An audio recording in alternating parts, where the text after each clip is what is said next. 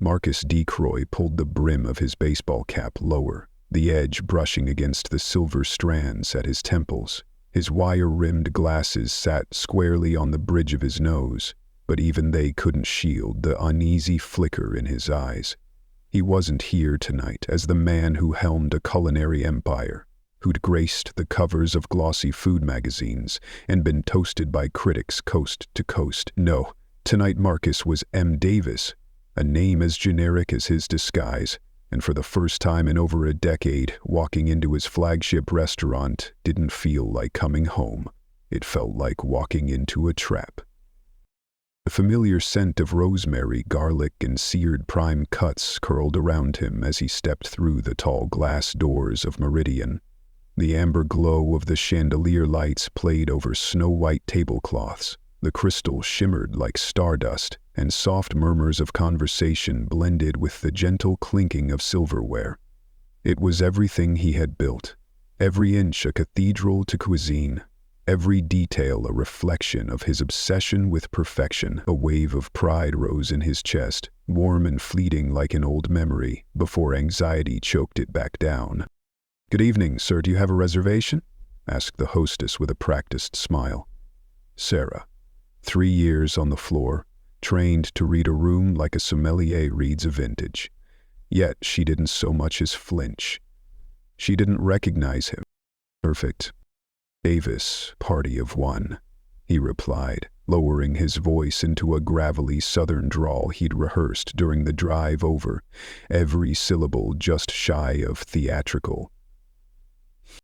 She led him to the table he'd chosen, quiet, tucked into a corner with a panoramic view of the room. Marcus let his gaze sweep across the dining floor, the critic in him kicking in like muscle memory. Every movement, every glass, every plated dish spoke to the standards he'd built his name upon. He should have felt triumphant, but that wasn't why he was here. 3 weeks earlier, an anonymous email had shattered his certainty. "Your staff thinks you're a joke. They're stealing from you, bad-mouthing you, and treating your customers like garbage. Come see for yourself. M. Davis, Friday, 8 p.m. Attached were grainy photos, blurry shots of staff on their phones, one image of a server who appeared to be spitting into a dish, another of someone suspiciously like his head chef pocketing cash. Marcus had stared at those photos long into the night, toggling between disbelief and fury. Were they real, or some twisted prank? He'd built Meridian on trust. Every recipe, every hire, every late-night wine tasting was founded on that belief, trust in his people. Now, the thought that it could all be a facade carved deep into his gut like a slow-turning blade. "Can I start you with something to drink, sir?" Marcus looked up. Jennifer, one of his best, loyal, sharp, passionate. He'd watched her rise from a busser to a star server. He even helped fund her culinary school tuition. If anyone embodied the family culture he'd cultivated, it was her. "I'll have the 2018 Napa Valley Cabernet," he said, scanning her face for recognition.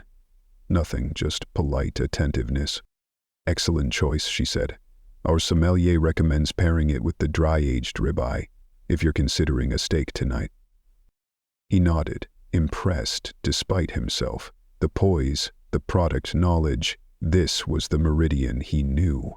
Maybe that email had come from a jealous rival, or a disgruntled ex-employee out to stir trouble.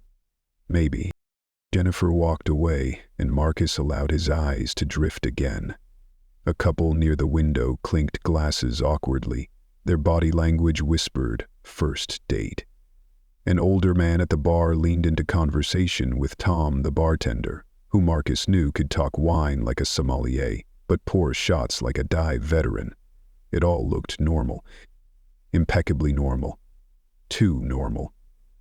The woman made no answer, which prompted him to ask Jennifer. Then came the sound, barely a whisper. A soft thud. A neatly folded napkin had appeared beside his bread plate like a phantom. Jennifer was already walking away, her stride steady, her posture natural. But Marcus noticed the difference. She hadn't stopped, hadn't made eye contact, just left it. Heart pounding, Marcus scanned the room. No one looked toward him. The couple by the window laughed nervously. The businessman at table 12 typed away on a laptop. The world ticked on. He unfolded the napkin with trembling fingers. It was her handwriting. He recognized the sharp curves and compact script from years of shift notes and request forms. "This is a setup. Cameras are rolling. Don't react." The words hit him like a hammer to the chest. Suddenly the room tilted. He steadied his breath, forced his face into stillness. But his thoughts were galloping. Cameras? He took a slow sip of water, using the motion to scan the room again. This time not for ambiance, but for secrets. And there they were. The man at table 8, a button on his lapel, too glossy, too deliberate. The woman near the kitchen, her purse aimed awkwardly, angled perfectly for a shot. Even the businessman, his screen tilted just wrong, the light bouncing in a way that made Marcus wonder if it was recording. His throat went dry. How many were there? How long had they been filming, and why? He folded the napkin and slipped it into his pocket, his hand now visibly shaking. Then Jennifer was back at his side, graceful as ever. "Have you decided on your entree, sir?" she asked, voice level. He looked up, met her eyes. For just a fraction of a second, something unspoken passed between them. A warning, maybe a plea. And Marcus realized he wasn't just walking into a trap. He was already in it. Maybe even fear. Jennifer's voice was barely audible, a whisper meant only for him. "The ribeye sounds perfect," Marcus murmured in response, his voice low and brittle, as if any louder would shatter the brittle calm around him. Jennifer leaned in ever so slightly, her hand casually collecting his bread plate. "Whatever happens next, remember, some of us are still loyal," she whispered, and then straightened, her expression unreadable as she glided away. Marcus sat frozen, the weight of her words pressing heavily against his chest. His hands curled into fists beneath the tablecloth. A familiar restaurant, once his sanctuary, now felt more like a prison, a beautiful gleaming cage with walls of polished glass and silver cutlery. The place he had poured his soul into for 12 years was suffocating him. Trying to maintain the illusion of a relaxed diner, Marcus caught a reflection in the window beside his table. There, across the room, someone was definitely filming him. A small, professional-grade camera aimed squarely at his face. His stomach knotted. That email hadn't been a warning about his staff. It had been bait, and he'd taken and swallowed it whole. He forced himself to cut into the ribeye with a practiced motion, though his appetite had long since vanished. The steak was perfectly cooked, medium rare with a seared crust, but every bite tasted like ash. His brain was spinning, scrambling for some logical explanation. Could Jennifer be lying? Could this be some tasteless prank? Then another flicker, movement at the edge of his vision. The woman with the oddly angled purse now held what looked like a handheld recording device, cleverly hidden behind her phone. When she realized he was watching, she slipped it away and turned back to her companion, face carefully blank. No, this wasn't a prank. It was a performance. Marcus chewed and swallowed, forcing himself to remain composed as he scanned the room again, but this time with a different lens, and suddenly the signs were everywhere. The businessman's laptop at table 12 wasn't for emails, it was a live monitor. Marcus could see a reflection of himself in the corner of the screen. Another woman near the bar scribbled notes with what looked like a pen, but the top was wired, possibly recording. How many of them were there? 5, 10, everyone?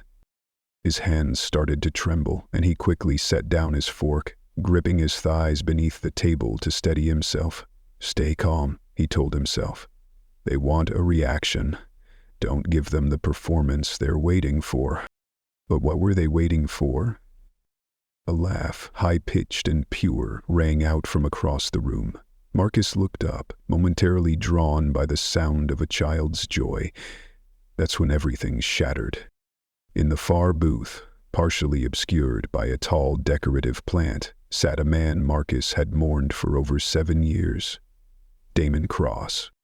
Same face, sharper now, colder. The unmistakable cheekbones, the icy blue eyes, the scar etched from temple to jawline. A brutal reminder of a kitchen explosion that nearly took his life years ago. Damon had died. That's what the police said, what the fire investigators swore, what the empty casket at the funeral confirmed. Yet here he was, alive, watching Marcus like a predator sizing up wounded prey. Marcus' fork clattered against his plate. Diners turned to look. He could feel the cameras adjust, lenses zooming in to capture every flicker of shock on his face. He couldn't look away. Damon lifted his wine glass in a mocking toast, his smile cold, predatory. Memories surged in Marcus's mind like a tidal wave. The fire at their first restaurant, the disbelief on the faces of the firefighters, the smell of charred wood and betrayal, the casket, the years of guilt and confusion, and now, this. "Is everything all right, sir?" Jennifer appeared again, her tone flawless, her posture perfect. But her eyes said everything. "Don't lose it, not here." "The steaks, excellent," Marcus rasped, his voice dry and ragged. She nodded, businesslike, and moved away. But she left something behind. A folded napkin. Marcus opened it slowly, afraid of what it might say. He's been planning this for years. At least 12 cameras in here, plus a live stream. Don't confront him, play normal. Live stream. It wasn't just hidden cameras. This was a broadcast. Someone, probably thousands of people, was already watching. This wasn't surveillance, it was spectacle. And Damon was the director. Marcus forced himself to eat another bite, though the meat now tasted like cardboard and betrayal. Around him, everything continued. Waiters floated between tables. The sommelier explained the nuances of a dry Riesling. But now, with clarity, he saw it all for what it was. A stage. The couple at the window weren't lovers. They were actors.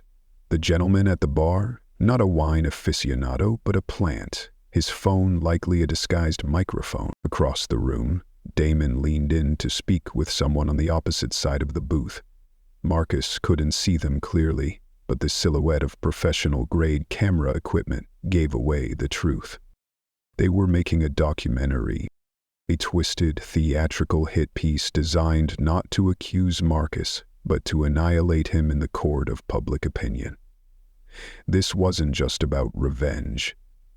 This was about legacy. His phone buzzed. "Enjoying your dinner, old friend? The real show starts in 10 minutes. Hope you're ready for your close-up." His hands shook uncontrollably. 7 years. Damon had been alive for 7 years, planning this, building it brick by brick in the shadows, while Marcus rebuilt his own life. Another text came through. "By the way, your staff has been very helpful. Amazing what people will do for the right price. Enjoy the rest of your meal." Jennifer approached again. Her hands were steady, but her face was pale. She laid the dessert menu before him. Her lips didn't move, but Marcus could feel the tension in her posture. "Not all of us sold out." Inside the menu, scribbled on the back in Jennifer's familiar handwriting, was one chilling sentence. "The real show starts when they make you look like a monster." The words sliced through him. The walls of the restaurant seemed to fall away, replaced by memories that rose like phantoms. Memories of him and Damon in their 20s, full of ambition and fury, arguing in the cramped office above their first location. "We can't afford 3 new locations, Damon," Marcus had shouted once, standing over spreadsheets, heart pounding with fear and dreams. And now, sitting in a trap disguised as a 5-star meal, Marcus finally understood. This wasn't about food. This was about vengeance. And it had been cooking for a very, very long time. Marcus had shouted that night, voice raw and trembling, waving the loan documents like a white flag soaked in fear. "The numbers don't add up, Damon. We'll be leveraged to our eyeballs." His pulse had thundered as he stared into the eyes of a man who once felt like family, pleading with him to understand the danger they were courting.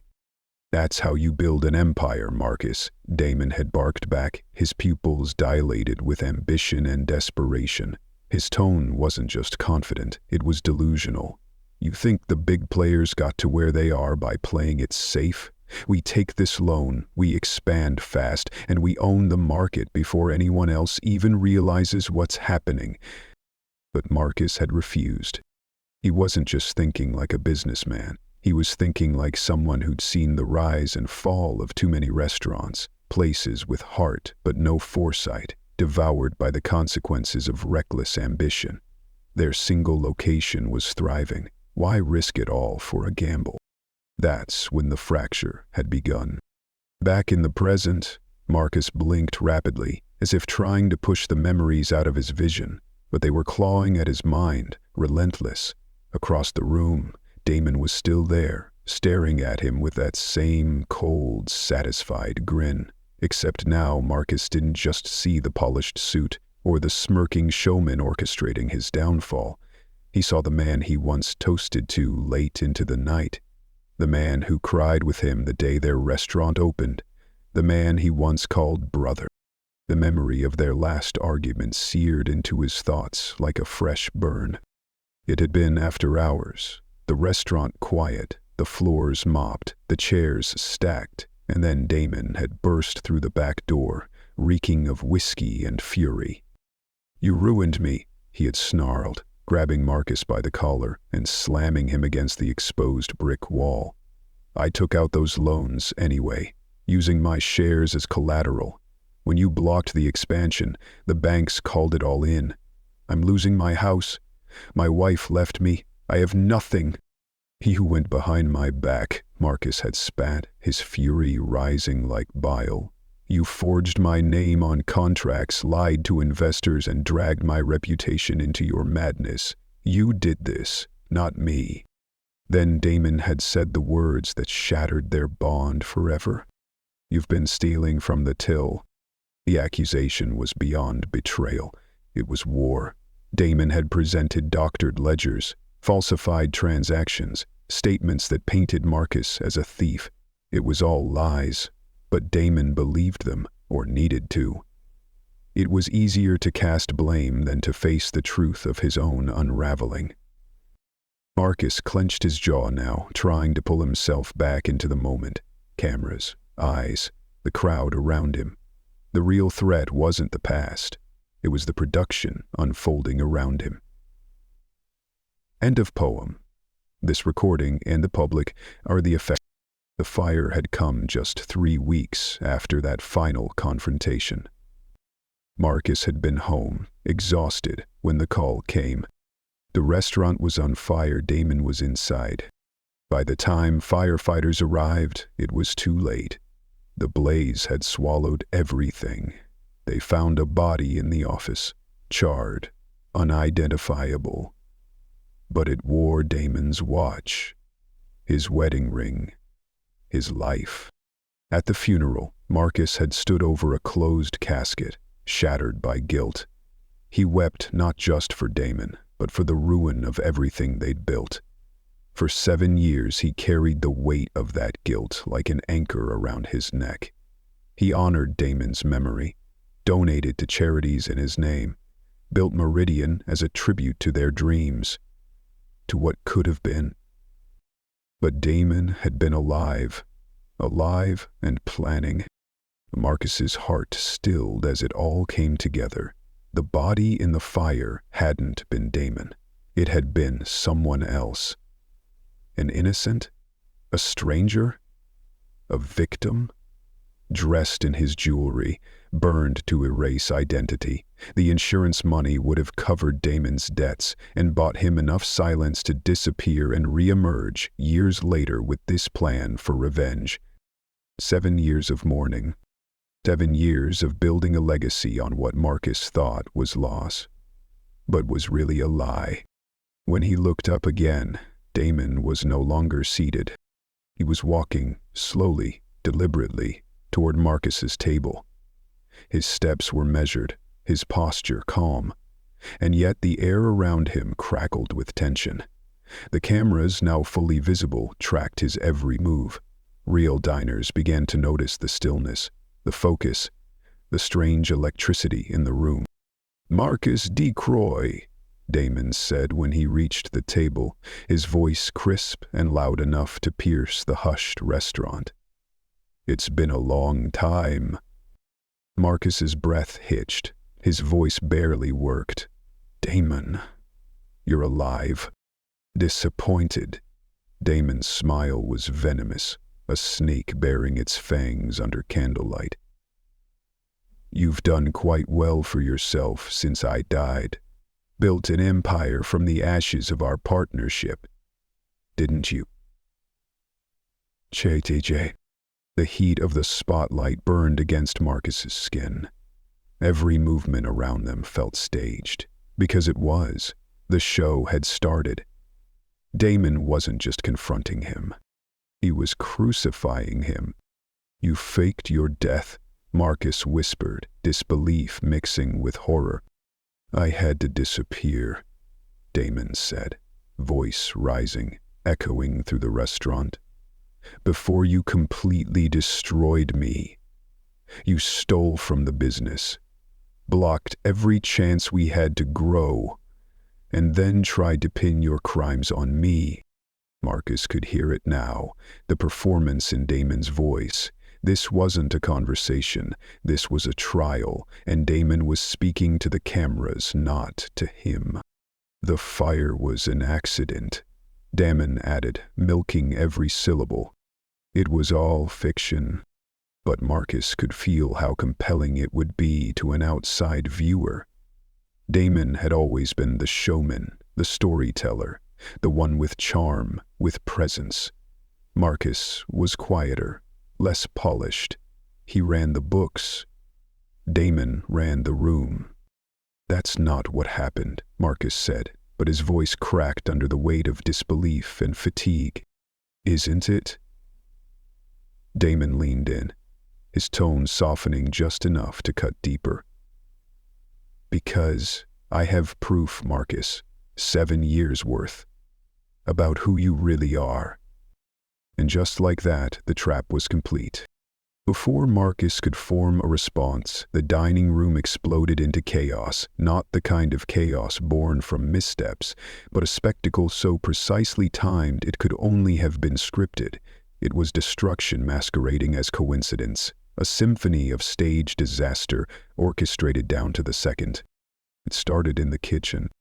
Through the open service window, Marcus saw his head chef, Roberto, screaming at a line cook, not just yelling, but berating, his voice slicing through the hum of the dining room. "You worthless piece of garbage," Roberto bellowed. "Can't you do anything right? Get out of my kitchen." Marcus flinched. That wasn't Roberto.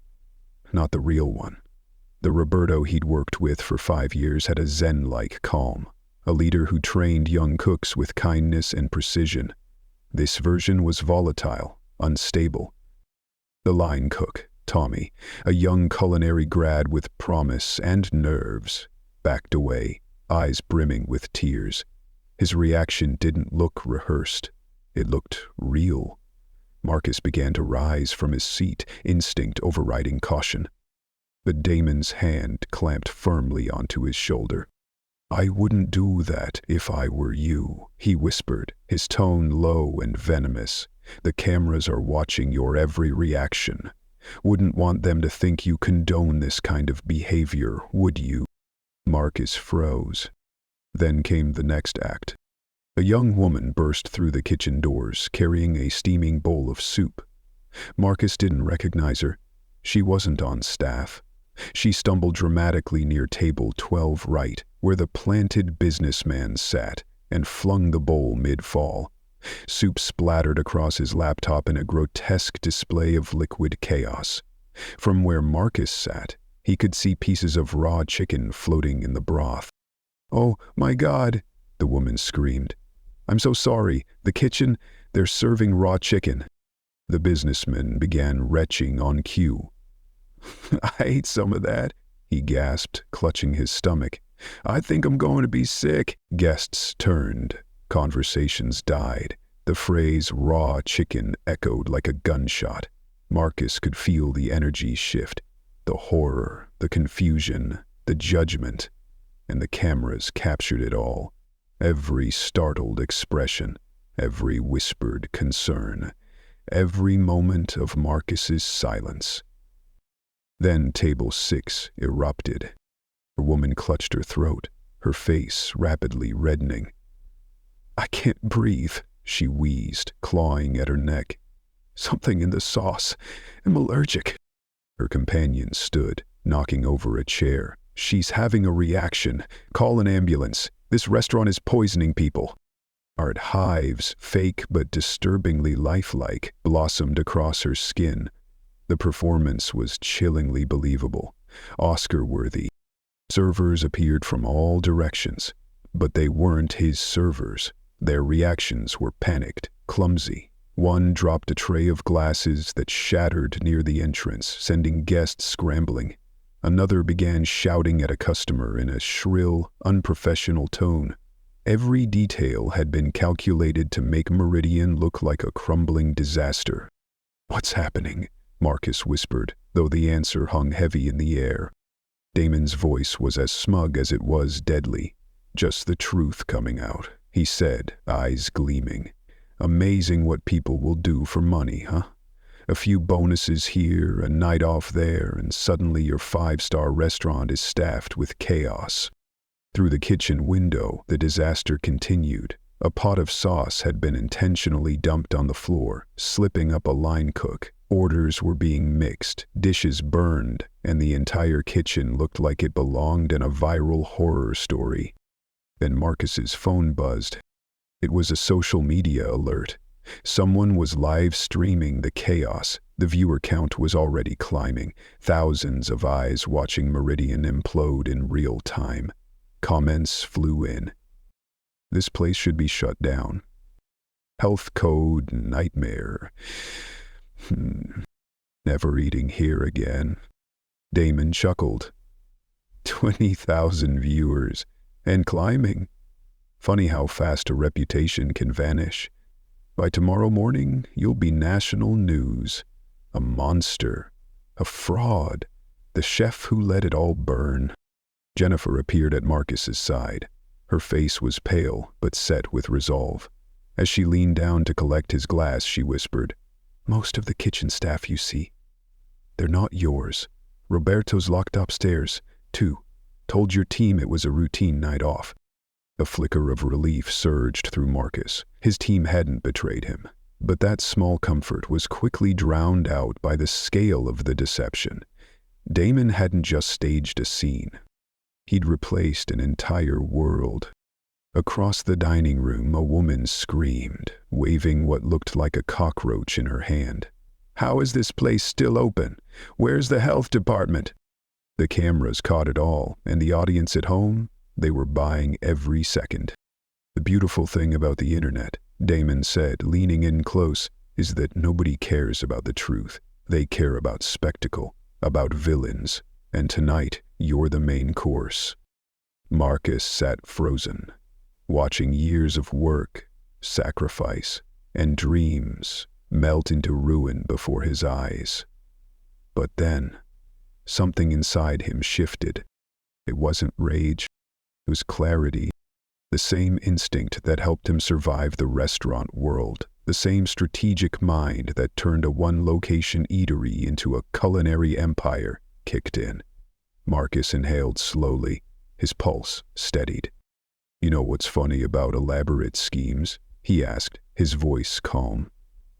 "They require a lot of moving parts, and the more parts you have, the more chances you have to screw it up.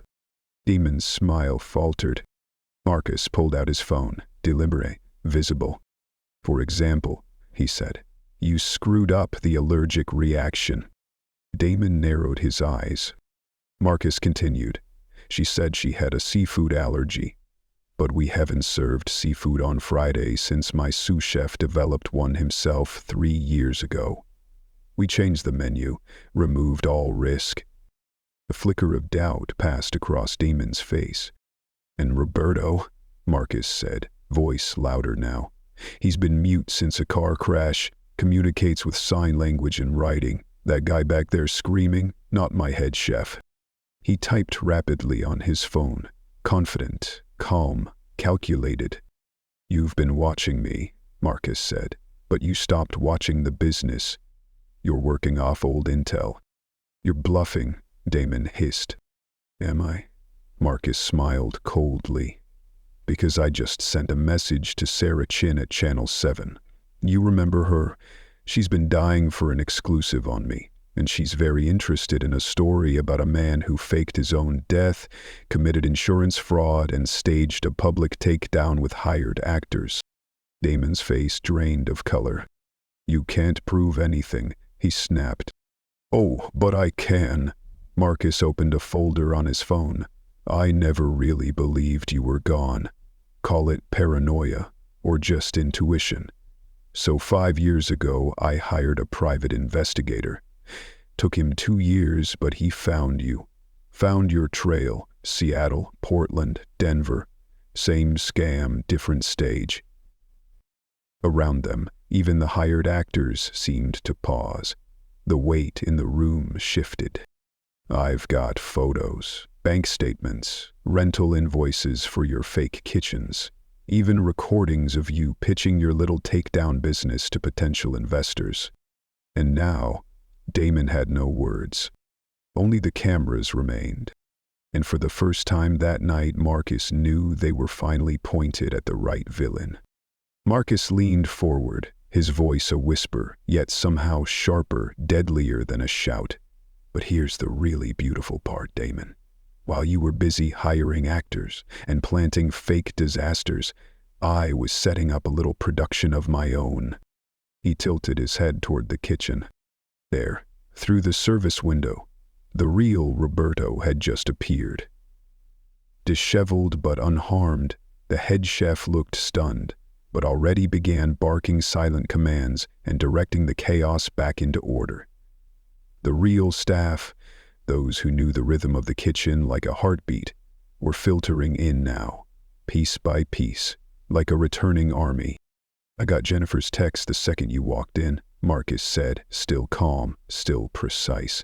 She recognized you from the photos I keep in my office. Did you really think I'd leave my life's work unguarded?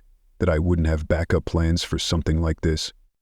Around the room, Damon's perfect illusion was beginning to crack. The fake customers were exchanging nervous glances, some pulled out their phones, a few were already trying to discreetly leave. Even the comment feed from Damon's stream was beginning to turn, with viewers questioning the story's inconsistencies, pointing out the moments Marcus had revealed.